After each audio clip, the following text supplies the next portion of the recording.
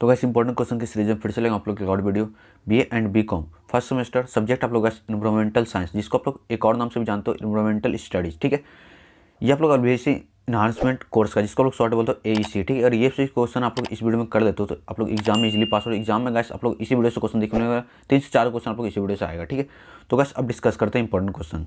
तो गाइस ये question previous exam में पूछा गया, जिसमें हम लोग यहाँ पे पेपर में आप लोग का एनवायरमेंटल साइंस, जिसको आप लोग बोलते हो थ्योरी इंटू प्रैक्टिस 1। ठीक है, कोर्स में आप लोग बता देते हैं एबिलिटी इन्हांसमेंट कोर्स, जिसको आप लोग शॉर्ट बोलते हो एईसी। ठीक है, सेमेस्टर आप लोग 1 है। एग्जाम में आप लोगों को जो टाइमिंग मिलता है 1 आवर 45 मिनट, जिसमें आप लोग पार्ट ए के लिए 1 आवर, पार्ट बी के लिए 45 मिनट। ठीक है, टोटल आप लोग जो एग्जाम में पूछा जाता है ये आप लोग 50 मार्क्स का आता है। ठीक है, और जिसमें आप लोग पार्ट ए के लिए 30 मार्क्स, पार्ट बी के लिए 20 मार्क्स। ठीक है, यहाँ पर समझ लो जो कि सबसे इंपॉर्टेंट बात यहाँ पर लिखा हुआ है इंस्ट्रक्शन में, जो कि आप लोग करना है क्वेश्चन नंबर 1 जो आप लोग करना है पार्ट ए से, ये कंपलसरी है। ठीक है, क्वेश्चन का आंसर हिंदी और इंग्लिश दोनों माध्यम दे सकते हो। डिस्कस करते हैं इंपॉर्टेंट क्वेश्चन, जिसमें हम लोग पार्ट ए में पूछा गया फर्स्ट क्वेश्चन में,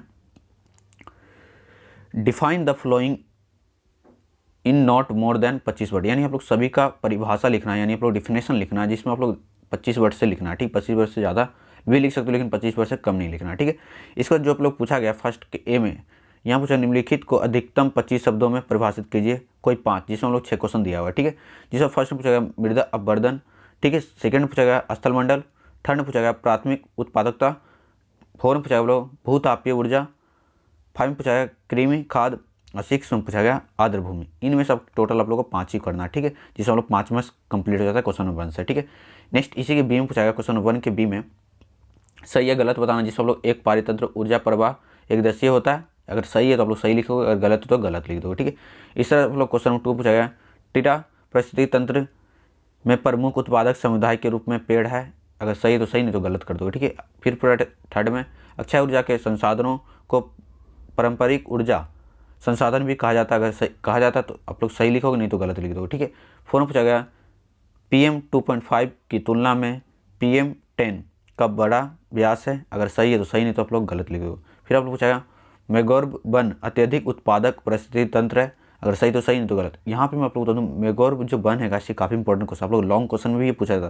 तो इस चैप्टर को आप लोग अच्छे से रीड कर लेना। ठीक है, और मैंने आप लोग को चैप्टर वाइज जो आप लोग का है पूरा यूनिट का मैंने वीडियो बना रखा था, वीडियो का लिंक आप लोग समझा, आप लोग उस वीडियो देख लेना। ठीक है, जिसमें मैंने आपको कंप्लीट बताया कैसे आप लोग को कौन सा चैप्टर पढ़ना है। ठीक है, नेक्स्ट क्वेश्चन पूछा है जिसमें हम लोग क्वेश्चन नंबर 2 पूछा right A short note on any two the flowing, जिसमें हम लोग पूछा निम्नलिखित में से किन्हीं 2 पर संक्षिप्त नहीं लिखनी, यानी शॉर्ट नोट लिखना है। जिसमें हम लोग समझ लो फर्स्ट में पूछा गया गंगा एक्शन प्लान, बी में पूछा गया पर्यावरण पर खनन की हानिकारक प्रभाव, यानी क्या क्या हानिकारक इफेक्ट है प्रभाव, इसके बारे में बताना है। थर्ड में पूछा गया सी का परिस्थिति तंत्र की सेवाएं, जो कि आप लोग को ये 5 मार्क्स का अगर दोनों कर दो तो यहाँ पर 10 मार्क्स कंप्लीट हो जाता है क्वेश्चन नंबर 2 से। नेक्स्ट पूछा गया क्वेश्चन नंबर 3 में आप लोग पूछा गया इसमें फर्स्ट में पूछा गया आप लोगों को भूमि क्षरण क्या है, इसके कारणों को संक्षेप में बताएं। बी में पूछा गया मरुस्थलीकरण के सामाजिक आर्थिक और पर्यावरणीय प्रभावों पर चर्चा करें, जो कि आप लोग 10 मार्क्स का क्वेश्चन नंबर 3 भी पूछा गया, एक क्वेश्चन 5 मार्क्स का। ठीक है, नेक्स्ट क्वेश्चन है क्वेश्चन नंबर 4 में आप लोग चाहे विभिन्न सरकारी पहलुओं और विधानों के बावजूद भारत में नदियों अत्यधिक प्रदूषित होने के विभिन्न कारणों का आलोचनात्मक परीक्षण कीजिए। यानी जो आप लोग अत्यधिक नदियां हैं प्रदूषित क्यों, जैसे आप लोग जानते हो गैस ऑयल भी गिराया जाता है, कुछ मेडिसिन का वहाँ पर गिराया जाता है और कुछ कचरा भी डाल देते हैं, इस तरह से नदियाँ प्रदूषित होती है। इसके बारे में आप लोग लिख सकते हो गैस। ठीक है, ये तो आप लोग ईजी है। ठीक है, इसके बाद आप लोग पार्ट बी यहाँ से स्टार्ट हो जाए। ठीक है, जिसमें हम लोग अटेम्प्ट एनी 2 और द 3 क्वेश्चन। ठीक है, इसमें हम लोग केवल 2 ही क्वेश्चन करना है, जिसमें हम लोग 5 में पूछा गया यहाँ पे देख सकते हो। इसमें पूछा आप लोग 2015 में संयुक्त राष्ट्र द्वारा तैयार किए गए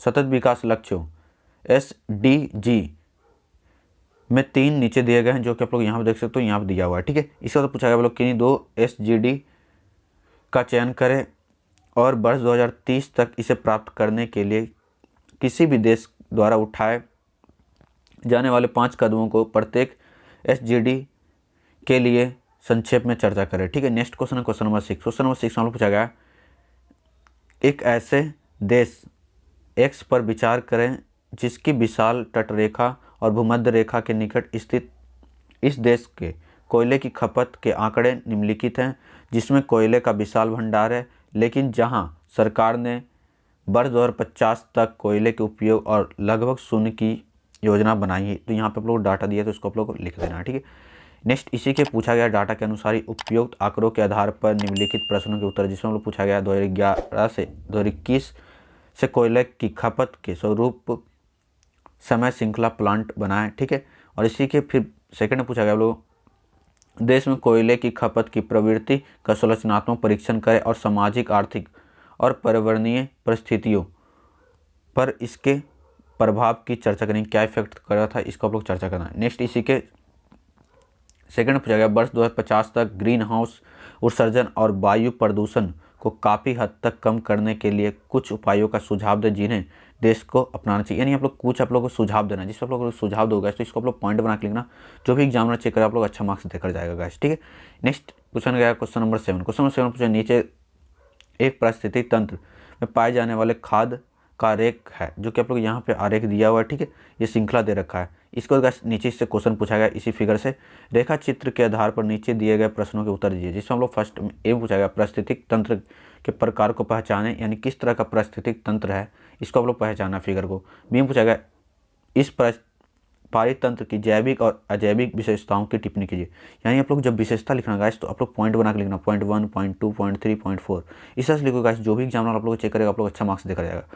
सी में पूछा गया चित्र में दर्शाई गई किसी खास श्रृंखला के आधार पर संख्या, जीवभार तथा ऊर्जा के पिरामिड बनाए तथा समझाएं। यानी आप लोग पहले पिरामिड बनाना है, पिरामिड बनाना है और आप लोगों को इसको समझाना भी है, ठीक है।